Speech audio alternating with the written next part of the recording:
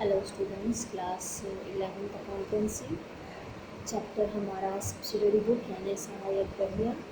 इस चैप्टर में हमने इससे पहले सिंपल कैश बुक का एक सम सॉल्व किया था लास्ट वीडियो में। उसके बाद मैंने आपको एक थ्योरी का छोटा सा वीडियो भेजा था जिसमें जो कॉन्ट्रा है वो एक्सप्लेन की थी। Now we have to solve one sum regarding double column cash book with cash and the bank column। तो इस सम में जो मैं आज आपको एक्सप्लेन करने वाली हूँ इसमें मैं आपको double column cash book with cash and bank column वाली कैश बुक बनाना एक्सप्लेन करूँगी। ओके, एंड कॉन्ट्रा एंट्री का जो मैंने आपको थ्योरी पार्ट समझाया था वो भी इसमें आपको और अच्छे से क्लियर हो जाएगा। तो चलते हैं सम की तरफ। मैं सम रीड कर रही हूँ, आप ध्यान दीजिएगा। निम्नलिखित व्यवहारों को रोकड़ व बैंक स्तंभ वाली रोकड़ बही में लिखिए। ईयर दिया है हमें 2017 एंड ट्रांजेक्शन्स में हिंदी में रीड कर रही हूँ, आप ध्यान देना, फिर मैं आपको इंग्लिश में भी रीड करके बताऊँगी। 1 जून माल के विक्रय से रुपए प्राप्त हुए 12,000। 2 जून बैंक में रुपए जमा किए 10,000 रुपये। 3 जून राम को चुकाए 960 रुपये। 5 जून गोपाल से एक चेक प्राप्त हुआ जिसे बैंक में जमा किया 1,920 रुपये। 6 जून मजदूरी चुकाई 800 रुपये। 15 जून आकाश को चेक द्वारा भुगतान किया 3,900। 20 जून बैंक से रुपए निकाले 3,000। 21 जून रोकड़ी माल खरीदा 700 रुपये। 22 जून रोकड़ी विक्रय 1,000 रुपये। 25 जून रमेश से नकद रुपए प्राप्त हुए 3,600।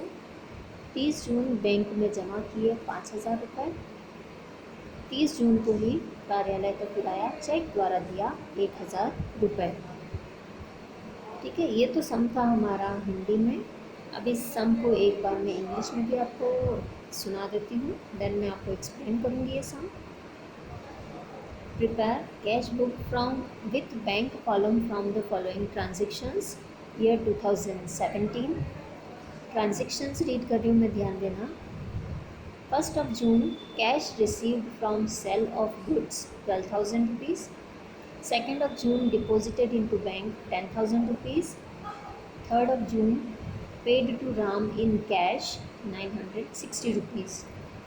5 June check received from deposited in rupees. 6 June paid wages 800 rupees. 15 June paid Akash by check 3,900. Then 20th June withdrew from bank rupees 3,000. Then 21st June goods purchased for cash rupees 700. 22nd June cash sells rupees 1,000. 25th June cash received from Ramesh 3,600. 30th June deposited into bank rupees 5,000. And last 30th June paid rent by check rupees 1,000. Now in this sum मैं आपको explain कर रही हूँ सारे transactions एक बार once, so that हम decide कर पाएँ कि डेबिट कौन सा आइटम होगा, क्रेडिट कौन सा आइटम होगा, कौन कौन सी हमारी कॉन्ट्रा एंट्रीज़ हैं, है ना। तो ये सब चीज़ें हम डिस्कस करेंगे। ओके, सो चलते हैं हम सम की तरफ। फर्स्ट ट्रांजेक्शन है 1 जून को cash received from sales of goods. अब देखो, ये चीज़ तो मैंने सिंपल कैश बुक में आपको ऑलरेडी एक्सप्लेन कर दी थी कि अगर कैश रिसीव होता है तो रिसिप्ट साइड यानी डेबिट साइड में जाएगा। अगर कैश का हम पेमेंट कर रहे हैं तो वो क्रेडिट साइड पे जाएगा। As it is in same way bank का भी ऐसा ही है। बैंक में अमाउंट जब डिपॉजिट होगा, है ना, तो वो डेबिट में आएगा, और बैंक से जब कैश आउट होगा यानी निकाला जाएगा या पेमेंट किया जाएगा चेक के थ्रू, तो वो सब जाएंगे क्रेडिट साइड में। ओके, सो फर्स्ट ट्रांजेक्शन हमारा cash received from sale of goods. यहाँ बिकॉज ऑफ सेल्स हमें कैश रिसीव हो रहा है, तो देखो अमाउंट के कॉलम्स दो हैं हमारे, दो कैश के और दो बैंक के। तो अमाउंट नोट करते हैं, ट्रांजेक्शन देखते हैं। तो कैश रिसीव हो रहा है यहाँ पर, तो कैश कॉलम में डेबिट साइड पे इसकी रिकॉर्डिंग होगी।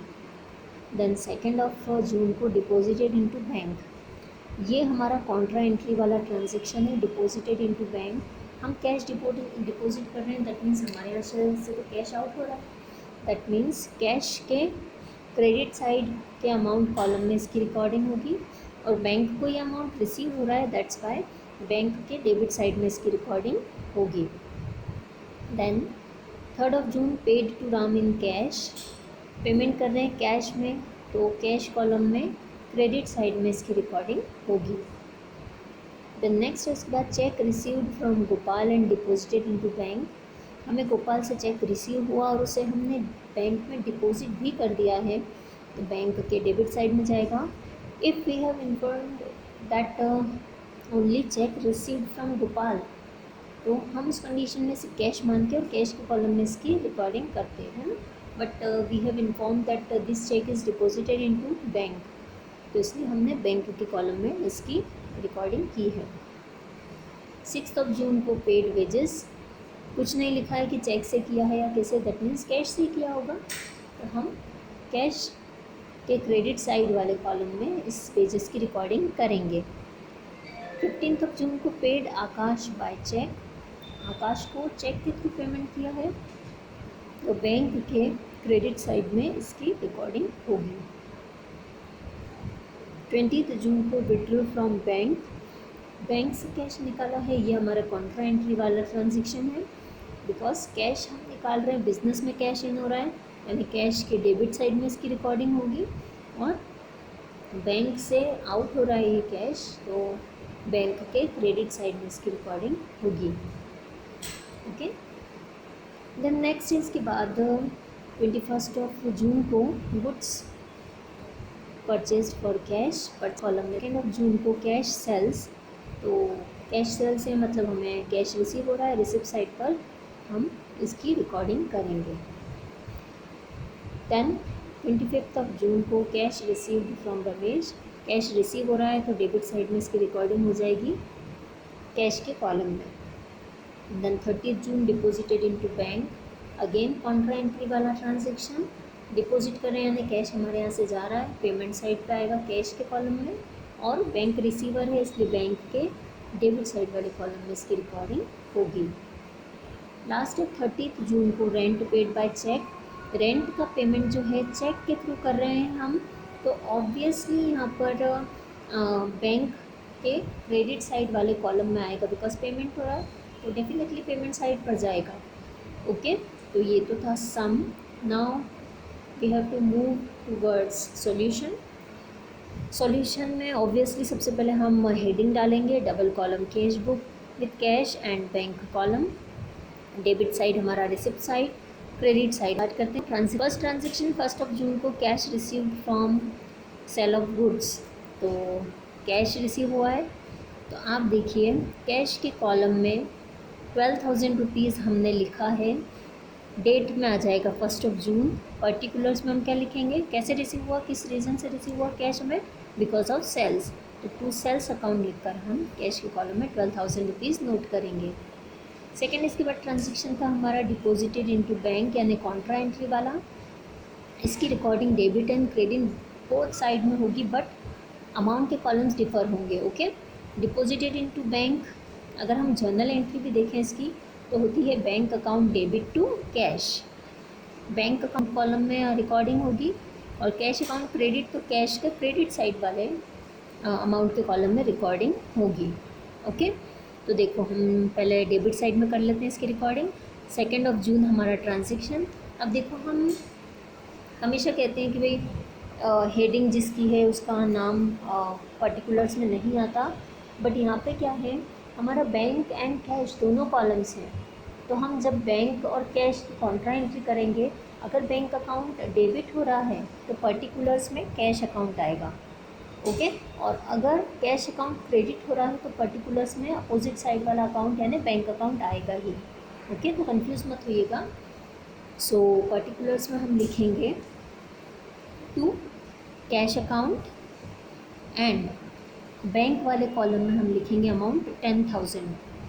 अब देखो, थोड़ी देर पहले मैंने आपको बोला था कि जैसे आपने फर्स्ट ट्रांजेक्शन में कैश के डेबिट साइड रिकॉर्डिंग की, बैंक में कुछ नहीं था तो वहाँ डैश लगाना है। तो यहाँ इस चीज़ का आप ध्यान रखना, अदरवाइज़ क्या होता है कई बार गलत साइड पे अमाउंट लिखने में आ जाता है। अब हमें क्रेडिट साइड में इस ट्रांजेक्शन का रिकॉर्डिंग करनी है कैश के क्रेडिट साइड में। ओके, सो कैश के क्रेडिट साइड में हम नोट करेंगे डेट 2 जून, और कैश के क्रेडिट में हम लिख रहे हैं अमाउंट, है ना, तो पर्टिकुलर्स में हम लिखेंगे बाय बैंक अकाउंट। ओके, और कैश के अमाउंट के कॉलम में 10,000 रुपीज़ लिखेंगे। अब देखो, ये चीज़ इजीली ट्रेस आउट होना चाहिए कि हमारी कॉन्ट्रा एंट्री कौन कौन सी है। तो उसके लिए हम हमारी कॉन्ट्रा एंट्री के सामने LF के कॉलम में C लिखेंगे, लेटर C डिनोट करेगा कॉन्ट्रा एंट्री को। ओके, तो ये तो था हमारा ट्रांजेक्शन। नेक्स्ट है, इसके बाद 3 जून को cash paid to Ram 960 rupees cash pay कर रहे हैं, यानी पेमेंट साइड पे आएगा। डेट में 3 जून, एंड पर्टिकुलर्स में हम लिखेंगे किसे हम दे रहे हैं, कौन है रिसीवर, राम, तो बाय राम, एंड कैश के कॉलम में लिखेंगे हम 960 rupees. Okay, now after that next transaction हमारा है 5 जून का, चेक रिसीव्ड बाय गोपाल से, एंड हमने डिपॉजिट किया है बैंक में। सो यहाँ बैंक में डिपॉजिट हो रहा है अमाउंट, इसलिए बैंक को डेबिट साइड में हम नोट करेंगे इस अमाउंट को। डेट के कॉलम में लिखेंगे 5 जून, और गिवर अकाउंट कौन सा है, to Gopal. Okay, and bank column में 1920 रुपीज़ हम नोट करेंगे। आफ्टर दैट नेक्स्ट हमारा जो ट्रांजेक्शन है वो है 6 जून, पेड वेजेस का पेमेंट किया है, ऑब्वियसली कैश में किया है तो डेफिनेटली क्रेडिट साइड में जाएगा। डेट के कॉलम में हम लिखेंगे 6 जून, पर्टिकुलर्स में लिखेंगे हम by wages account, and cash के अमाउंट कॉलम में हम लिखेंगे वेजेस का amount 800 rupees. After that next हमारा जो ट्रांजेक्शन है वो है 15 June, paid Aakash by cheque. हमने आकाश को चेक के थ्रू पेमेंट किया है, तो ऑब्वियसली पेमेंट बैंक के थ्रू होगा, तो बैंक के क्रेडिट साइड में हम इस ट्रांजेक्शन की रिकॉर्डिंग करेंगे। डेट हमारी है 15 जून, डेट के कॉलम में, देन बाय आकाश, है ना। इस ट्रांजेक्शन की हमारी जर्नल एंट्री क्या होती है, आकाश डेबिट टू बैंक, यानी बैंक के क्रेडिट साइड में पर्टिकुलर्स में हम लिखेंगे बाय आकाश, और बैंक कॉलम में हमारा अमाउंट आ जाएगा इस ट्रांजेक्शन का 3,900। आफ्टर दैट नेक्स्ट जो ट्रांजेक्शन है वो है 20 जून, विड्रू फ्रॉम बैंक। ये हमारी कॉन्ट्रा एंट्री वाला मामला हो गया। विड्रू फ्रॉम बैंक, इसकी हम अगर जर्नल एंट्री देखें तो वो हो जाती है cash account debit to bank. Cash account के डेबिट साइड में इसकी रिकॉर्डिंग होगा और बैंक अकाउंट के क्रेडिट साइड में। तो सबसे पहले हम डेबिट साइड में रिकॉर्डिंग करते हैं इसकी। डेट है 20 जून, एंड कैश डेबिट हो रहा है तो पर्टिकुलर्स में बैंक का नाम आएगा टू बैंक अकाउंट, और कैश के कॉलम में इस ट्रांजेक्शन का अमाउंट आ जाएगा ₹3000। ओके, कॉन्ट्रा एंट्री का C LF के कॉलम में हम नोट करेंगे। देन नेक्स्ट साइड पे अगेन डेट साइड हो रहा है, लिखेंगे by cash account, and bank column में अमाउंट लिखेंगे हम 3000 rupees. Okay, and Contra entry का C पर्टिकुलर्स के कॉलम में। नेक्स्ट इसके बाद जो ट्रांजेक्शन है हमारा वो है 21 जून को, गुड्स परचेज्ड फॉर कैश।